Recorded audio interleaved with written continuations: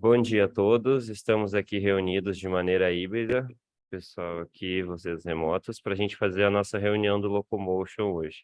Hoje o tema da aula vai ser sobre estatística, com o tema da aula de correlações.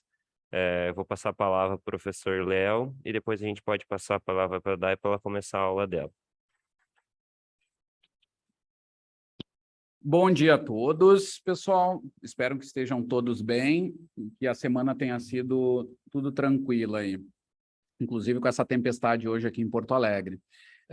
Eu queria dar só recados assim do que aconteceu durante a semana. Teve bastante coisa, bem ativo assim, e começou até, vamos falar um pouquinho do fim de semana, que foi uma atividade bem legal que a gente teve, com coletas, né, no sábado e tal. Estamos analisando os dados. Até agora os dados parecem ser muito bons, até um retorno legal assim, porque a gente não tinha visto em detalhes tudo aquilo que estava sendo coletado, mas aparentemente estava bom e está confirmado, está muito bom mesmo, assim, parece ser o equipamento ser muito, muito legal mesmo. E, inclusive, o equipamento está sendo usado agora, está acontecendo coletas, né, porque o pessoal, esse sensor inercial, ele foi adquirido com o apoio do PPSUS, de um projeto que foi enviado pelo professor Jonas Salt, que é o orientador de doutorado da Diana, né? E conseguimos a gente está tentando avançar numa ideia antiga que a gente tinha, que era de se criar um laboratório de biomecânica no hospital, né? Então, como não tem muito espaço no hospital e a gente queria coisas modernas mesmo, a gente estava pensando em investir em sensores inerciais, que é mais fácil, que coloca no sujeito, e não precisa ter toda uma sala com câmeras e tal. Então seria mais fácil talvez o uso dele. Então, a gente conseguiu fazer essa compra da Noraxon e está dando muito bons resultados, né? E estamos tentando usar o máximo possível antes de ir para o hospital. Tá? Então, estão acontecendo agora coletas, inclusive o André e a Diana não vão poder participar por enquanto, porque tem os sujeitos lá, sujeitos que vêm do interior, que é uma doença rara, né? Vem o pessoal com o sistema de SUS que dá o apoio, né? Então, a gente tem que estar ligado a essa agenda também, que não é fácil, e tem ali uma família inteira que está relacionada com essa doença e tal, e estão sendo avaliados. Que mais, gente? Eu queria também registrar aqui o prêmio, tá, de mérito ali, cidadão, para o Leonardo Ribas, nosso treinador, que o outro dia na coleta ele comentou que ele foi num evento lá na Câmara de Vereadores de Porto Alegre e falou do tal prêmio, mas não disse que o detalhe, que ele era o premiado, né? Então, muito legal, né? Um cara que tem um impacto social muito grande em Porto Alegre, é um cara que coordena equipes de atletismo de muitos anos e trabalhou com muita gente, né? E com muita formação, desde a formação com muita gente, até a parte de alto rendimento com os resultados que ele tem, que é esses, né? De ir para a Olimpíada, ser um treinador da CBAT, etc. Né? Então, um orgulho para nós ter um mestrando nosso que conseguiu isso. Que mais, gente? Aconteceu também o European College, que eu tinha esquecido na outra semana, faz alguns dias terminou, é um dos maiores eventos da ciência do esporte no mundo. Ele compete apenas com o evento anual do American College, né, que é o ECSS, que a gente chama, é o Colégio Europeu de Ciências do Esporte. Embora seja europeu, é um evento que vai todo mundo, assim, os grandes pesquisadores da área de ciências do movimento humano vão lá. Tá? É um mega evento, né? Tem milhares de participantes. Foi em Sevilha, voltou, é o primeiro ano que volta a ser presencial, estava sendo online. Isso foi um complicador, porque a gente estava mal acostumado, né? Sabendo que não precisava ir até a Europa para participar do evento. Agora não teve mais isso. Então, já nos dificultou um pouco a participação, mas é algo para a gente prestar atenção, né? A gente sempre prestar atenção. Todo ano tem, então, quando possível, se atentem, né? Se a gente vê que tem alguma possibilidade, temos que nos organizar antes para ver, porque é um baita evento, né? Por exemplo, o André, que vai estar na Europa o ano que vem, então já sabe que é obrigatória a participação dele lá, porque lá dentro é mais fácil se deslocar, é mais barato, né? Então, vai ser em Paris e agora já está aberto até o edital para solicitações de mesas redondas. Nós vamos propor umas 2, 3 mesas com colaboradores e tal, e vamos ver o que sai, né? E depois, mais para frente, vai ter envio de trabalhos e tal, que a gente tem que se organizar como grupo, né? Para ver quem vai poder ir, quem vai poder levar trabalhos. E, por exemplo, esse da coleta do fim de semana é um possível trabalho que a gente vai apresentar. É um evento bem legal para mostrar a cara também, e foi em alto nível mesmo. Teve uma coisa muito legal, o nosso participante do grupo, o Jorginho, que fez mestrado conosco, é um Locomotion nosso, que é professor lá em Milão hoje, professor assistente, que eu até comentei que ele está coordenando um laboratório inteiro lá dele e tal, na outra semana, ele foi chair, né? Ele coordenou uma sessão também lá de apresentação de trabalhos orais, né? Então, muito legal também. Cada vez a nossa participação também em mais alto nível. Isso é uma coisa muito legal do grupo, né? Uma conquista do grupo que eu queria dividir com vocês. Acho que é isso. Feito, pessoal. Vamos para a aula lá. Boa aula, Dai. Agora, Dai, se quiser compartilhar a tua tela, fica à vontade. Tá, você tem que me autorizar.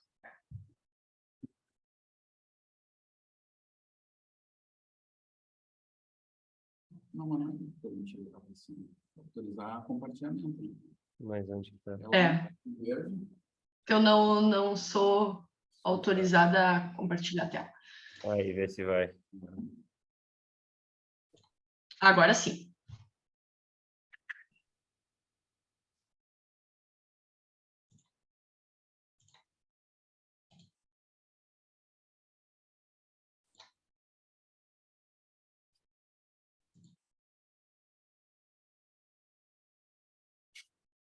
Ué, peraí, que acho que não abriu meu arquivo. Está aberto ali embaixo. Ó. Abriu, agora abriu. Então, vamos aqui. Aqui. Aí. Certinho aí? Uhum. Posso começar? Pode. Espera aí.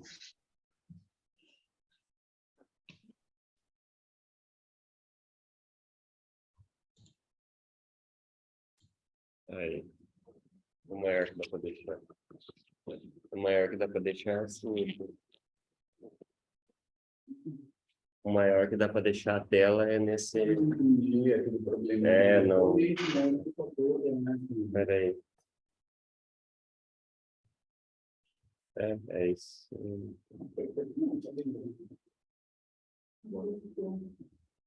Deixar aí embaixo aqui. Tá. Pode ir, Dai. Certo. Estão me ouvindo bem? Sim. Então, bom dia a todos. Então, eu sou a Daiane Sandi, mestranda do orientador professor Leonardo, e hoje, então, a nossa aula é sobre testes de correlação.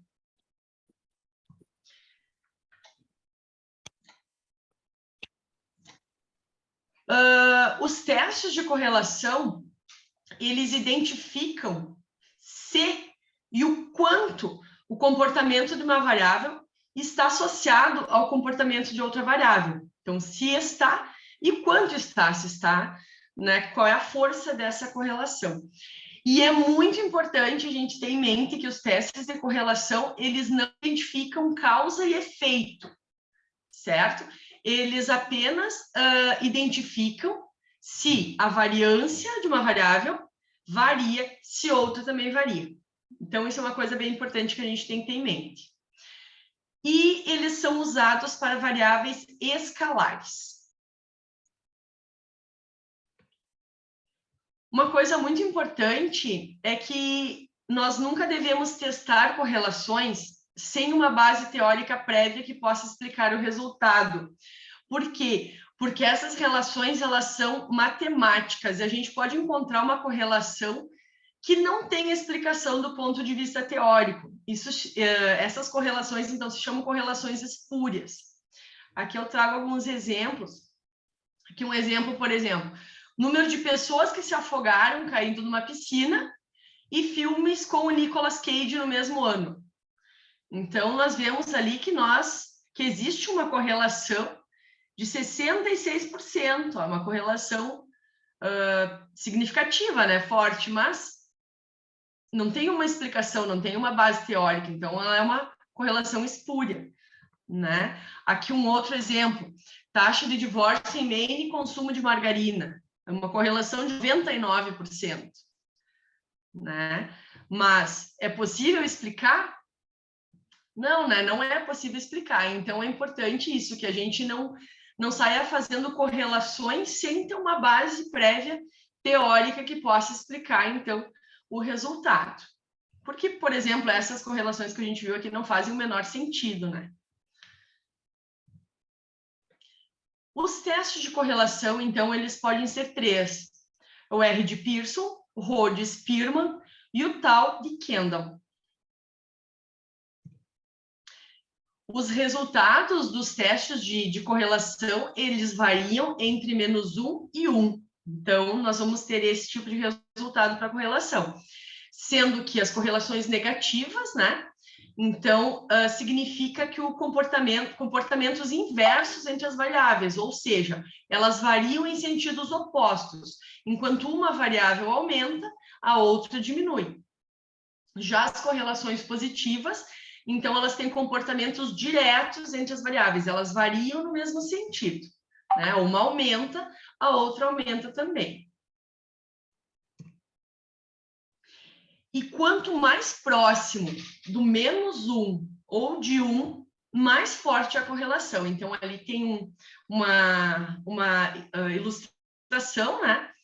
Uma correlação negativa forte, mais próxima de 1, quanto mais próximo de 0, ela vai se tornando mais fraca. E a correlação positiva, então, quanto mais próximo de 1, mais forte, quanto mais próximo de 0, mais fraca. Então, sempre assim, -1 e 1 são as correlações mais fortes. E o valor de P indica se a correlação existe na população, se ela é real ou não. Então, nós precisamos ver tanto o resultado da correlação quanto o valor de P. E para se avaliar a correlação entre variáveis, então, escalares, né, os dados são representados em um gráfico cartesiano de pontos, que é denominado diagrama de dispersão, gráficos de dispersão. Né? Cada ponto corresponde a um indivíduo, no caso, né, um par ordenado, e é marcado segundo o seu valor para X e para Y. E aqui nós temos 3 exemplos, então. O primeiro de uma correlação negativa.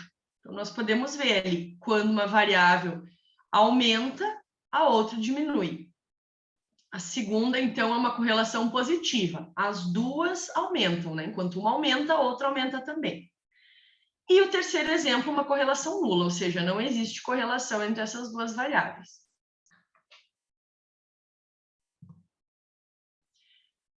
E aqui são exemplos, então, do que seriam as correlações perfeitas.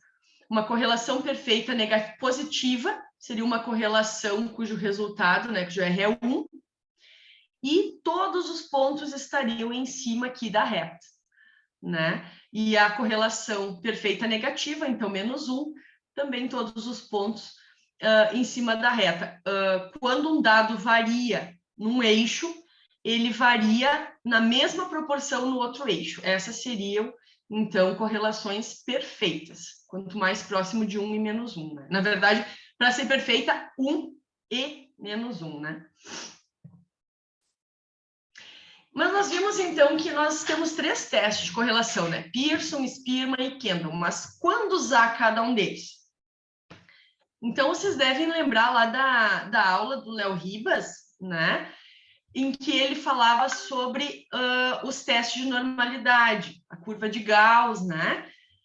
Em que a gente consegue verificar se as variáveis são paramétricas ou não paramétricas.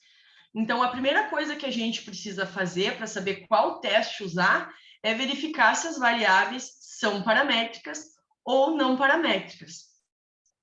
Caso as variáveis sejam paramétricas, nós usamos o teste de correlação linear produto-momento de Pearson, conhecido como R de Pearson.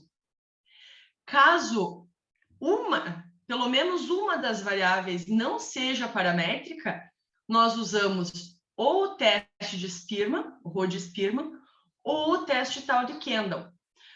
O teste Tau de Kendall nós usamos quando uma variável apresenta muitos dados iguais.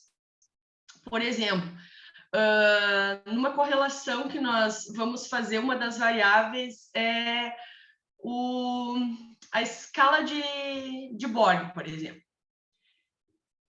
E todos os indivíduos realizaram o mesmo exercício, na mesma intensidade, e a classificação, o número que eles vão dar, né, na escala de esforço, repete-se muito. Por exemplo, Só aparecem 3 números. Todos avaliam lá uma escala de 5 a 20, por exemplo, 13, 14, 15.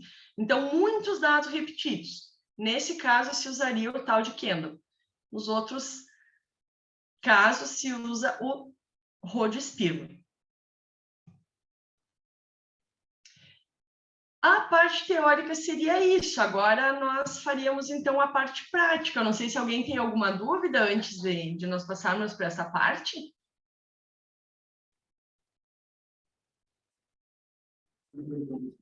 Espera aí, Dai. Tá. Número do quê?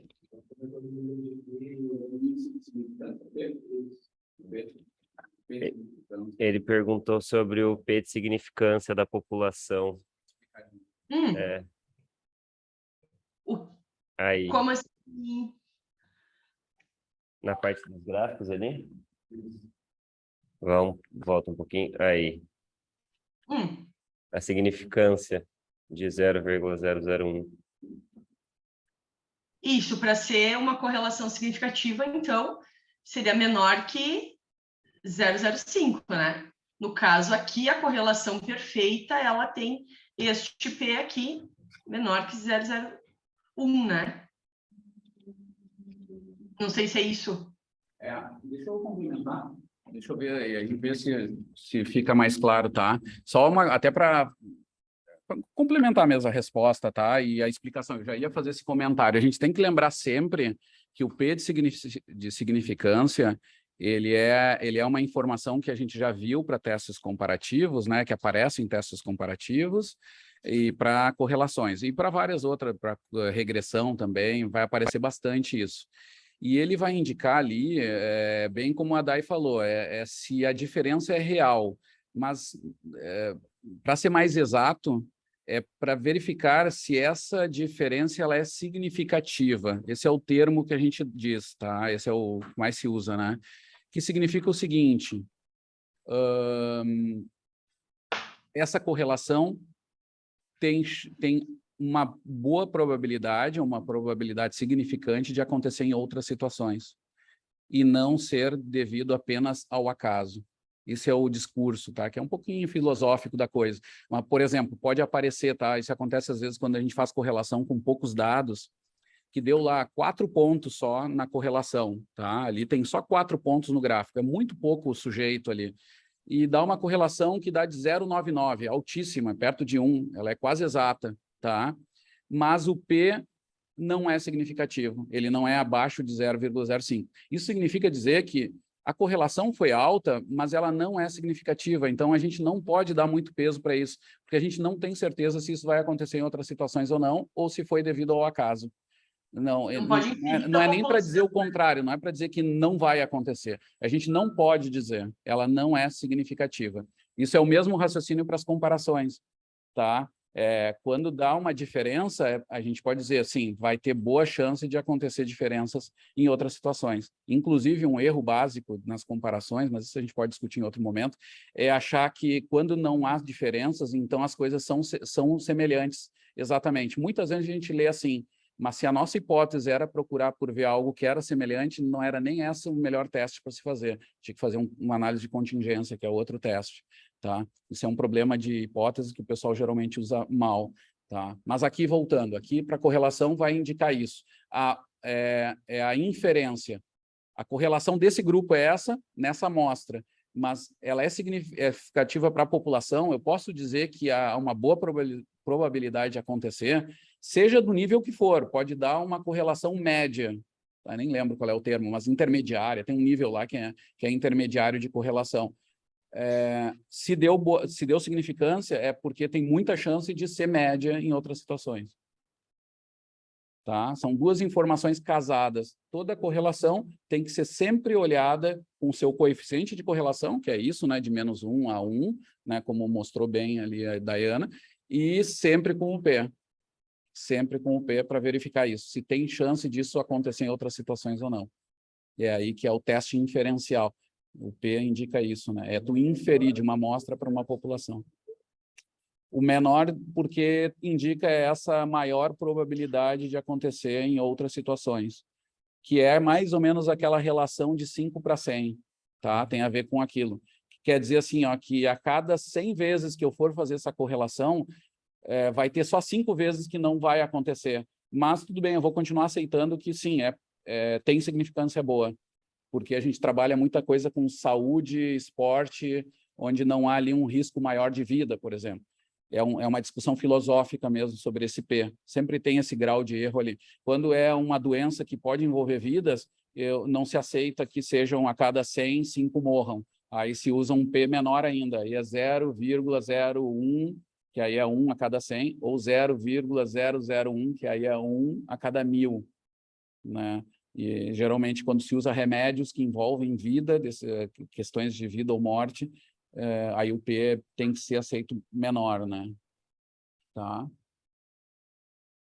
Eu queria adicionar isso. A gente usa pouco, tá? Mas no teste de Kendall, acho que a Daiane até explicou, mas eu não sei se eu prestei atenção, pode ser que eu tenha escapado, mas eu nem vou te perguntar, tá, Dai? Eu já vou complementar mesmo para a gente ir conversando. O teste de Kendall, ele é usado também para amostras não pareadas, assim como é lá o de Spearman. Não pareadas, não paramétricas, desculpa, gente, me enganei. Não paramétricas, tá? Mas ele é mais além disso. Ele quando tu tem uma avaliação que há apenas posição neles. Vou dar um caso, assim, tu tem lá uma prova em que tu tem um cara que tirou primeiro, segundo, terceiro, quarto, quinto, só que eles não são equidistantes. Pode ser que o primeiro tenha ganho por 2 segundos, o segundo para o terceiro tenha ganho por 1 minuto, e tu coloca em posição só, tá? Às vezes tem escalas que também têm esse problema, que eles não obedecem à mesma distância de um número para outro, né? Então, nesses casos, o Kendall é o mais indicado, né? Quando não tem esse padrão equidistante na escala que tem ali de medida, tá? Tem algumas escalas de sensação que é assim, né? Às vezes a distância de 9 para 10 não é a mesma do que de 2 para 3. Aí tem que se entender bem dessas escalas. Aí quando tem isso, aí é mais chance que tenha que se usar uma correlação de Kendall, o tal de Kendall, né? Fechou nos comentários. E última informação também. Tem um termo que se usa muito ali, nos exemplos que a Dai mostrou, que são ótimos, né? Na nossa área tinha, por exemplo, um escolar lá, que o professor Gai, acho que dava e tal, que era a história do tamanho do pé com inteligência em escolares, né? Eles faziam a avaliação do tamanho do pé de crianças de 8, 7 anos até 15 anos e observavam que tinha uma baita correlação. Crianças que tinham maior pé, isso significa uma correlação espúria, né? Então, como a Dai falou bem, ela não sugere, a correlação não é a medida que vai dizer que uma coisa... se deu correlação, então uma coisa é causal da outra, tem um fator causal. Mas, quando eu faço correlações, eu tenho que ter uma teoria por trás que me sustente isso, senão eu perco um pouco o sentido de se fazer essa correlação. Então, tem esse raciocínio assim, duplo. Tá? E cuidar muito com correlações espúrias, onde eu queira meter ali uma causa e efeito. Eu tenho que ter teoria por trás dela para me sustentar nisso, para eu conseguir melhorar. Ou seja, não é só a matemática que está envolvendo ali que vai resolver o problema se uma coisa vai se associar com a outra, né? Ela tem que ter um certo sentido, porque senão fica uma correlação espúria, que é o nome bonito para dizer que é uma viagem total na correlação, como essa que eu comentei aí. Sempre tem uns exemplos bons, né, Flávia? Eu não sei se tu lembra de outro, tem aquelas coisas muito engraçadas que os caras fazem. Tem uma pesquisa, tem uns italianos, tem uma pesquisa para quantos são braços da dor de unidade. Então, eles pesquisam... É bem específico. Usar um braço gordo, o braço duro, na perna, e eles... A professora Flávia, não sei se todo mundo ouviu, mas um estudos que provavelmente tem as correlações espúrias, exemplos lá eu acho que é mais da fisioterapia, não sei, de uma área lá, da neuro... E aí a pessoa faz movimentos e vai reduzir dor ou não, né?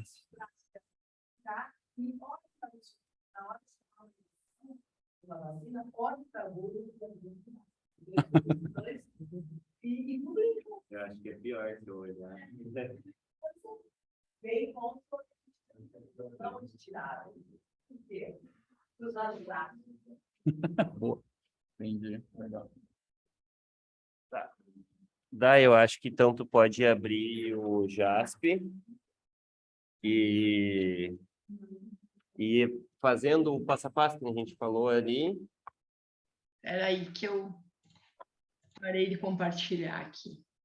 Daí quem tiver com o computador também já pode abrir o JASP e... Hã? Aquela planilha que eu enviei, ela já está salva em CSV. Caso ela não tivesse, a gente precisaria entrar no Excel e salvar ela nesse formato. Não, acho que deixa assim, todo mundo abriu pela que ela mandou, todo mundo baixou a que ela mandou no WhatsApp, quem tá aí? Uhum. Tá certo. Estão enxergando minha tela aqui, o Jasper? Sim, peraí. Peraí. Deixa eu ver ali como é que tá.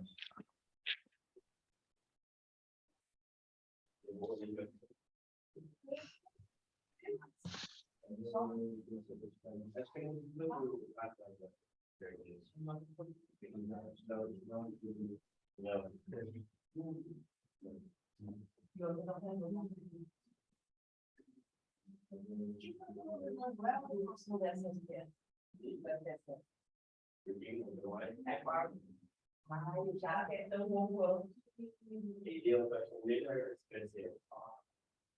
Tipo, é mais didático.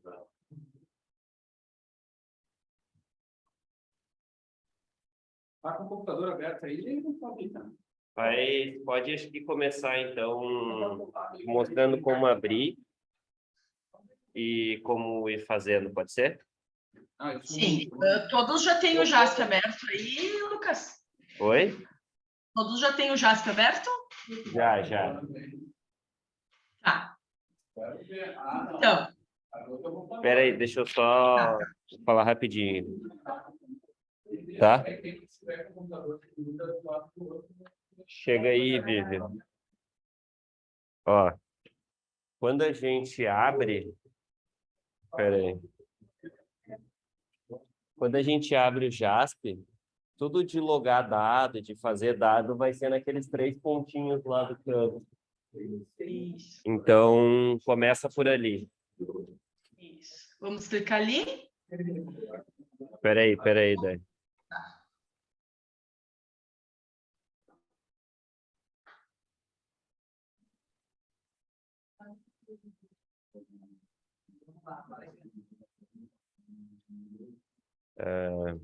Eu falar muito rápido, vou me interrompendo aí, hein? Que eu falo meio rápido. Né?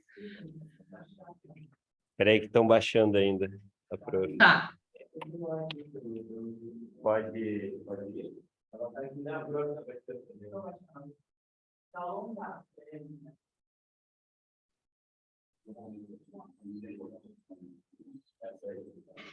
O Windows 64. Pegou sobre o céu.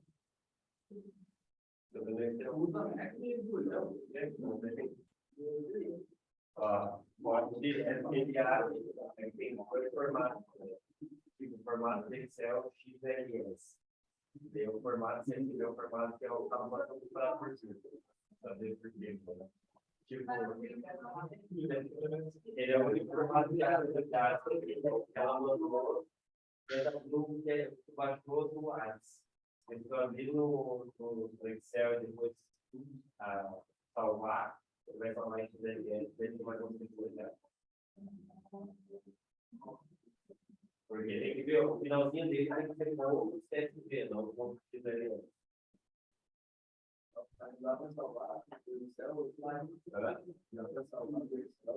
Sim, quando salvar o salva em CSV, né? E é o formato de celular. Foi bonito. Estou organizando aqui. Né? Tá bom. Se esse cabo fosse grandão, eu saia andando. Isso. Como? Isso, aí.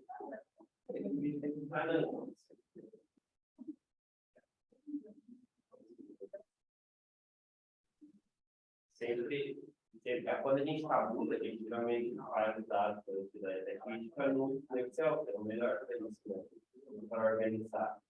Só que daí a gente faz essa conversão para abrir no teatro. Você pode tocar, Dai. Tá. Pode ir. Então, o JASP aberto, nós vamos lá nas 3 barrinhas, clica Ó, lá, abrindo ela.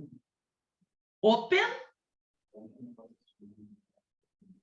e aí vocês abrem, então, a planilha correlações que foi compartilhada ali no Em grupo. computer, que daí vai abrir os teus arquivos, daí tu consegue achar.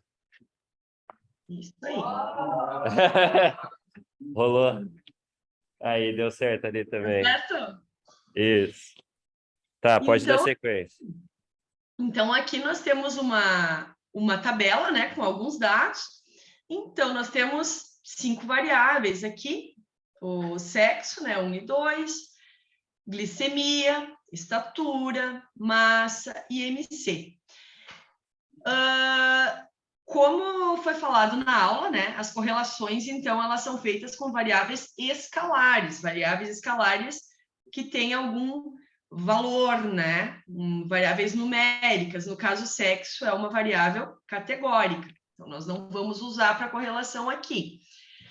A primeira coisa que nós vamos fazer, então, é testar a normalidade desses dados, como eu falei antes. Nós precisamos saber se as variáveis são paramétricas. Tá? Oi? Só vou fazer um adendo. Vocês sabem o que é a variável escalar, categórica é ordenatória, né? Ordinal. É variável escalar, categórica e... É que a escalar pode ser ordinal ou não, né? Mas, enfim, Isso. categórica A ou categórica escalar, vai né? ser sempre o que vai dividir entre categorias. Por exemplo, que nem ela falou, sexo é categórica porque eles classificam como sexo masculino ou sexo feminino. Isso. O número só serve para a categoria, não quer dizer nada além disso, né? Não é uma Isso. quantidade. Escalar é, por exemplo, a altura da pessoa, em que eu vou ter uma escala de sequência e que a minha altura não me bota dentro de uma classe, por exemplo. Então, a altura é indiferente, ela é inerente ao que eu estou avaliando, é uma variável de escala. E a de ordem é a que classifica, né? Então, o primeiro, segundo, terceiro colocados é uma ordem, isso influencia, né? Ela tem influência do primeiro em ordem para o outro. Então, essa diferença, a ordem, isso. Ela pode ser também aquelas de percepção, assim, prazer, vai de uma assim, muito prazer, baixo prazer, elas classificam isso. Daí é isso. Pode dar seguimento, daí. Tá. Então, como eu disse, a primeira coisa que a gente precisa fazer, então, é testar a normalidade dos dados, verificar se as variáveis são paramétricas ou não paramétricas. Para isso, nós vamos clicar lá em descritivas. Olha lá, ó. Clica em descritivas. Isso. Espera aí, Dai, eu acho que eu vou pegar a caixa de som ali, tá? Tá. Porque daí fica muito baixo no meu computador. O pessoal ouvir. Uhum. Rapidinho.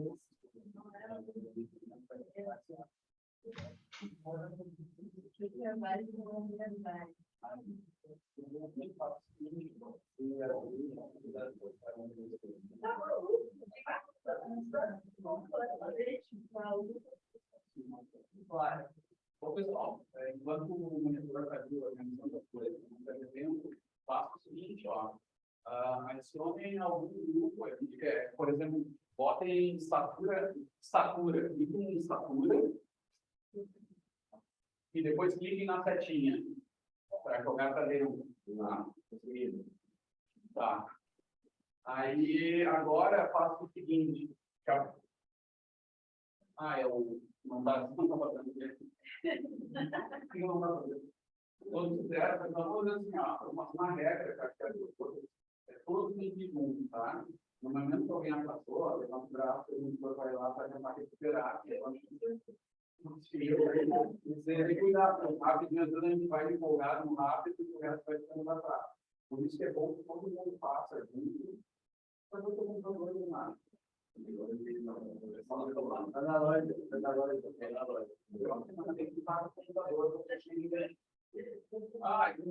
Já morreu uma tia, já me deu uma coisa legal aqui. Não, eu estou baixando já.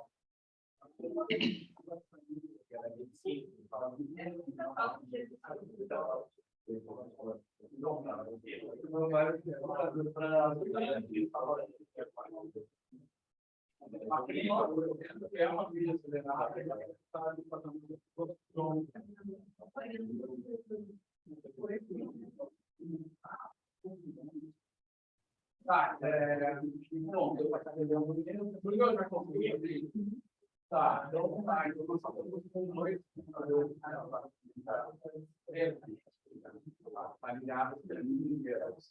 Fizeram todo isso? Então, agora, vocês vão clicar em estatística embaixo, aqui embaixo, ó, aberto na rainha para abrir as possibilidades. E eu não sei o que vem ali, mas deve ter uma média. Aqui, ó, professor. É a Dai que está fazendo? Sou eu. Então tá de pegadinha comigo? Eu só estou esperando o Lucas colocar o som ali para eu falar. Ela já fez coisa diferente, mas é como ela é a professora, eu prometi, vamos seguir ela, né? Agora é de Mas consegue me ouvir? Bota tudo mesmo. Então, bota em tudo. Glicemia, estatura, massa e IMC. Isso. Menos sexo.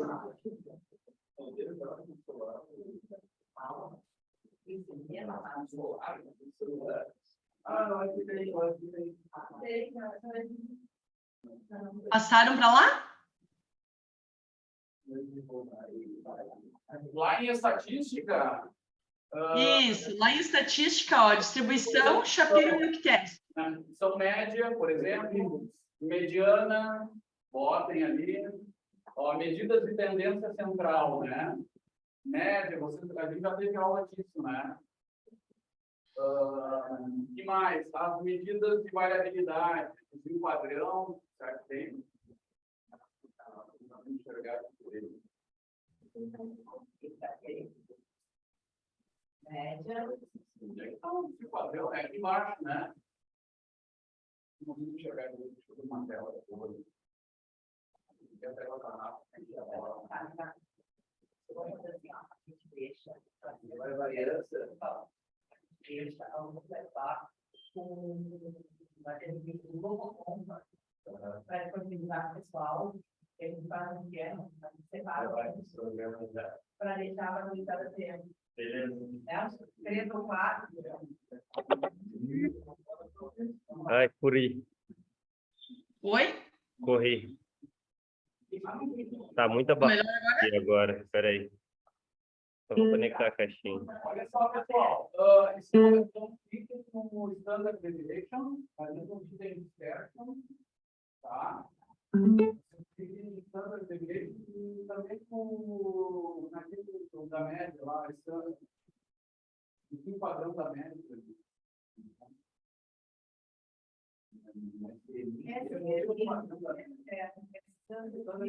Fala aí, Dai. Oi, melhorou agora? Melhorou muito. Quer tentar mostrar a variabilidade está muito grande, ele quer diminuir, aí ele usa o SEM, o Standard Error of Mean. Tá? Deixa eu te tirar do canto aqui, espera aí. Tá. Me diz A DAI usou várias coisas, né? Tem o coeficiente de variação, que é o padrão que diz pela média. Botem também, tá vendo? Nós botamos, o que nós botamos? Média, SMI, standard deviation, máximo. Mediana também.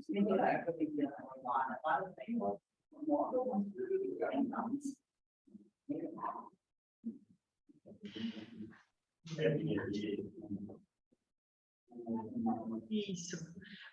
Lembrando que para verificar a normalidade, a gente precisa ir ali em distribuição e selecionar teste Shapiro-Wilk.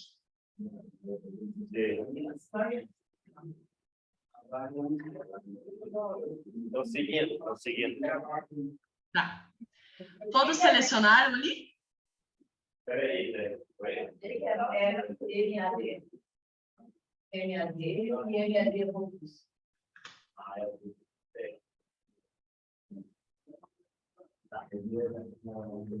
Ele está dentro do falar do teste. Cara, é bom versão. Vamos falar com eles sobre um monte de coisa.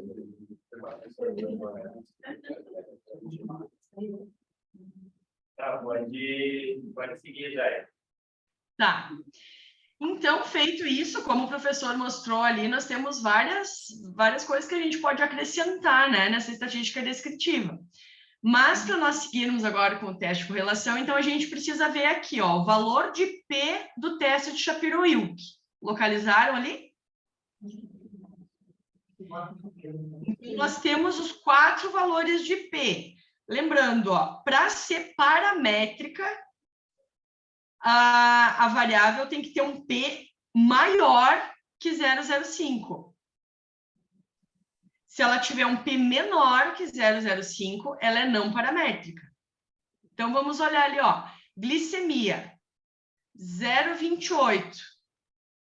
Então, glicemia seria o quê? Paramétrico. Paramétrico, isso aí. Estatura,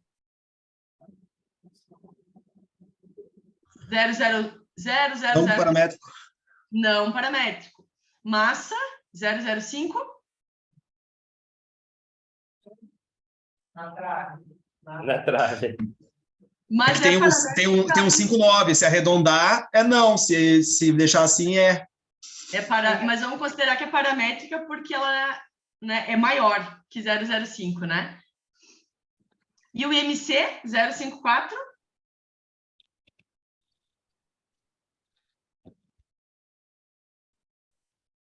Paramétrico ou não paramétrico? Tá ouvindo eles? Não. Paramétrico. Então, nós temos uma variável não paramétrica que é a estatura, certo? Quando nós formos fazer a correlação com a estatura, então nós vamos usar um teste não paramétrico, que seria lá o Spearman, né? Para as outras, nós vamos usar, então, Pearson, porque elas são paramétricas. Tudo bem até aí? Beleza. Então, agora que nós já sabemos que a estatura não paramétrica e as outras são paramétricas, nós vamos lá em regressão. Cliquem lá em cima em regressão. E aqui nessa primeira, na clássica, correlação.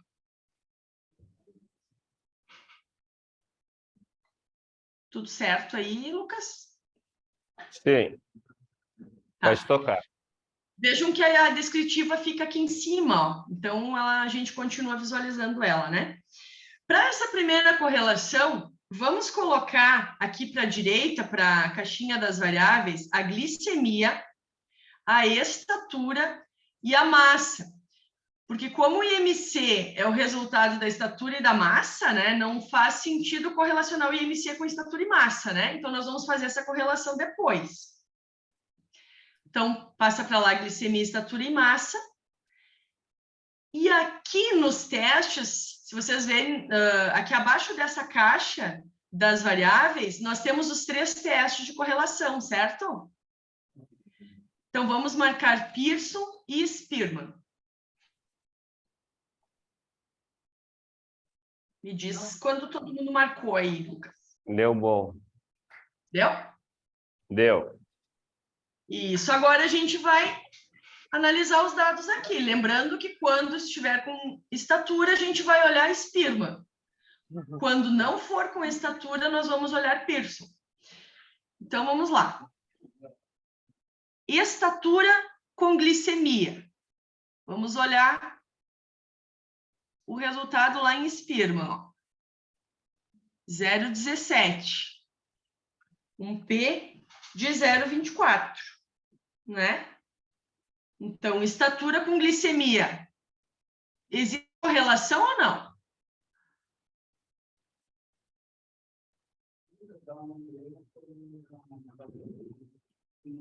Ó. Falou? Falou, professor? Sim. Isso?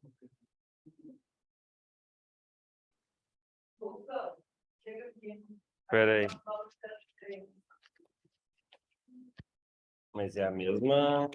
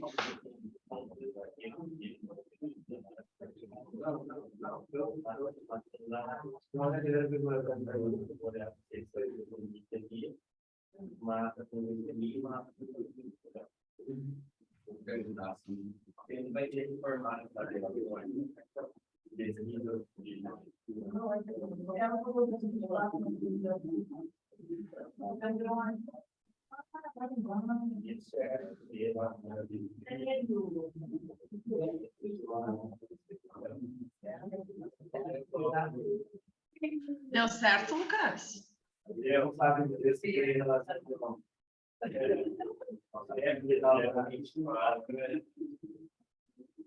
Segue aí. Tá. Ali eu vou perguntar de novo. Aqui, estatura com glicemia. Nós vamos olhar no Spearman, né? Porque estatura é não paramétrica. O coeficiente de correlação deu 0,17. Lembrando lá que é de -1 a 1. E o valor de P, 0,24. Existe correlação entre estatura e glicemia ou não? Não. Não, né? Não é? Isso, ó, 0,17 é muito baixo. E o P, 0,24, então, não é significativo, né? Agora vamos pegar, então, massa e glicemia. Lembrando que tanto massa quanto glicemia são paramétricas, então nós vamos olhar em Pearson, né? Então, massa e glicemia. 35. E o valor de P menor que 0,01. Existe correlação entre massa e glicemia? Tirou agora para o pessoal. Não! 0,65. Lembra que quanto mais próximo de 1 e de -1. E o P menor que 0,01, é menor que 0,05 no caso. Lembrando que aqui é diferente, né, gente? Lá no teste de normalidade, para ser paramétrico, o P tem que ser maior que 0,05. Por quê? Porque não difere da hipótese nula, né? Que enfim, não difere de uma distribuição normal. Aqui é o contrário. Para ser significativo, o valor de P tem que ser menor que 0,05. Então, na verdade, existe correlação entre massa e glicemia, né? Uma correlação de 0,65. E o P é significativo. Não sei se deu para entender. Tá. Oi. Se alguém não entendeu, levanta o braço. Não? Tem que lembrar assim, o coeficiente de correlação, quanto mais perto de 1, 0,8, 0,9, perto de 1, maior é o coeficiente de correlação, maior é a correlação. E- Porque você não gosta muito, são não completo, né? Isso aí.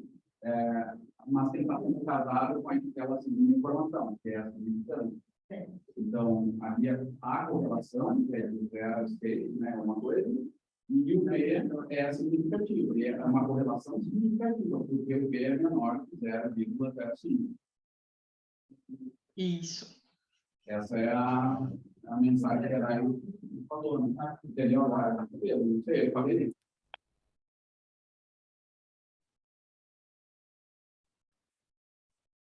Acho que deu uma travadinha.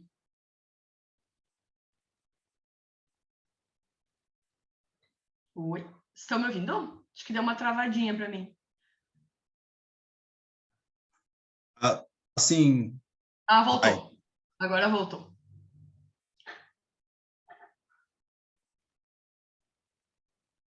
Ué? Não estou ouvindo, professor. eu não estou ouvindo o professor. Professor, não estamos te ouvindo.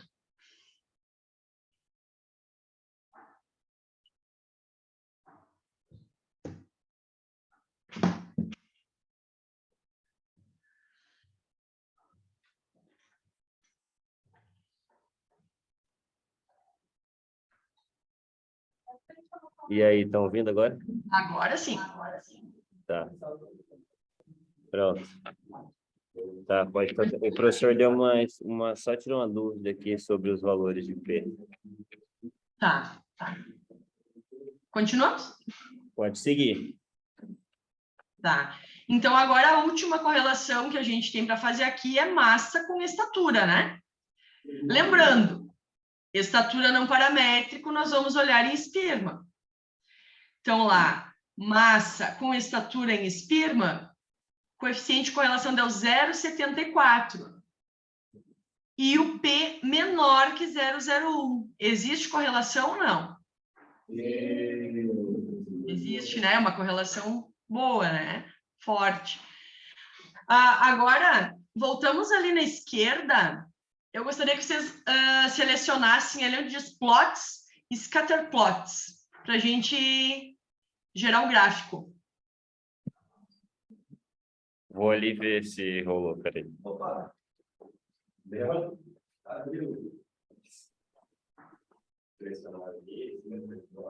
Vai. Oi? Comecei a selecionar algum específico?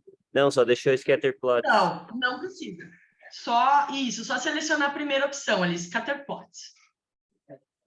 Já vai gerar os gráficos de dispersão. Aí. Deu? Isso. Então, vamos olhar aqui, ó. O gráfico de dispersão. Glicemia com estatura. Aqui está a linha, né, da correlação perfeita, e a gente vê que não tem um comportamento. A gente não consegue identificar um comportamento aqui, né? A gente viu que não existe correlação entre glicemia e estatura, e o gráfico mostra isso também. Agora, vamos para glicemia e massa. Vocês percebem que a gente já consegue identificar aqui um comportamento, né? Uma correlação positiva. Então, existe correlação entre glicemia e massa, né? E é uma correlação positiva, quando uma aumenta, a outra também. E entre estatura e massa, também nós vimos aqui que existe a correlação, né? Também é uma correlação positiva. Tudo bem até aqui? Conseguem identificar isso?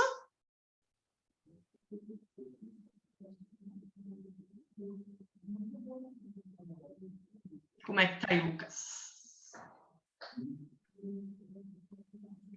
Deu. Até aí tudo bem? Agora, falta a gente correlacionar o quê?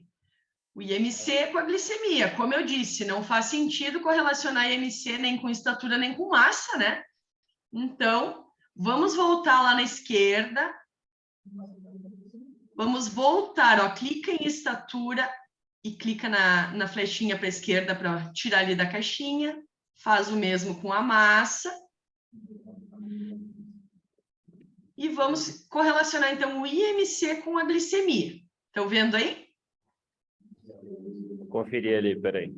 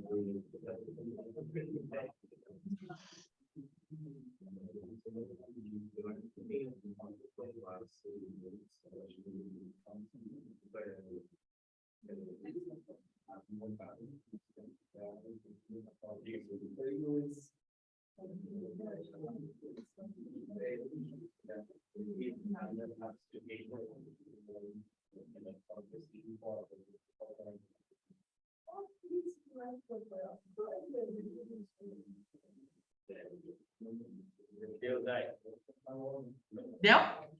Uhum. Então, vamos analisar aqui os dados na tabela. Vamos lembrar, glicemia e IMC são paramétricos, então nós vamos olhar em Pearson ou Spearman? Pearson. Pearson, né? Então, vamos olhar lá. Então, o R de Pearson deu 0,85. Altíssimo, né? E o valor de P menor que 0,01. Então, existe correlação, né? E é uma correlação forte entre IMC e glicemia. Vamos analisar o gráfico aqui embaixo. Deixa eu ampliar aqui um pouquinho. Então, a gente consegue ver ó, a proximidade dos pontos aqui da reta, né? Então, demonstra que é uma correlação, não é uma correlação perfeita, mas ela é uma correlação forte, né? Então, a glicemia e o IMC apresentam uma correlação. A gente vê aqui no gráfico de dispersão. Até pelo gráfico dá para ver bem, né, que os pontos são muito equivalentes, estão seguindo a mesma linha. Isso a gente consegue ver claramente assim o comportamento, né? Uhum. Pergunta, é uma correlação positiva ou negativa? Positiva. Acho que ficou bem entendido. Pessoal, era esse o exercício, então. Não sei se vocês têm mais alguma dúvida. Eu só quero fazer um comentário rápido, posso? Pode, claro. Interessante quando a gente analisa. Oi? Pode parar de compartilhar. Tá. Interessante quando a gente analisa esse tipo de estatística, porque se a gente olhar as diferenças entre Pearson e Spearman, elas são, em alguns casos, bem próximas, há pouca diferença entre um dado e outro. Então, quando a gente vai avaliar um trabalho, fazer uma revisão, é interessante ficar de olho nesses dados, porque, eventualmente, o autor pode ser tendencioso e usar uma informação que traga um número mais próximo do que ele gostaria que fosse. Então, sempre quando a gente vai fazer essas análises, é importante perceber isso. Por isso que é importante a gente, pelo menos, entender um pouco de estatística para poder ler um artigo e falar, não, essas informações são pertinentes, são reais e não foram induzidas à realidade para responder algo específico. Nessa última que a gente fez aqui agora, que a gente correlacionou glicemia e IMC, Pearson deu 0,85 e Spearman deu 0,89. Então, aparentemente, por Spearman, essa correlação era melhor, digamos, maior do que com Pearson, e eu poderia usar esse dado, mas, enfim, era só um comentário sobre essas diferenças. Foi legal. muito boa a tua apresentação, Dai, parabéns, foi bem clara, bem fácil de entender, e respondeu várias dúvidas, inclusive eu percebi que eu tenho um dado errado no meu artigo. Obrigado. Então tá, obrigada, Edilson. Que bom que vocês conseguiram pegar ali, né? Era a ideia. E o pessoal aí na sala? Hã? Vem, né? Ai, ai.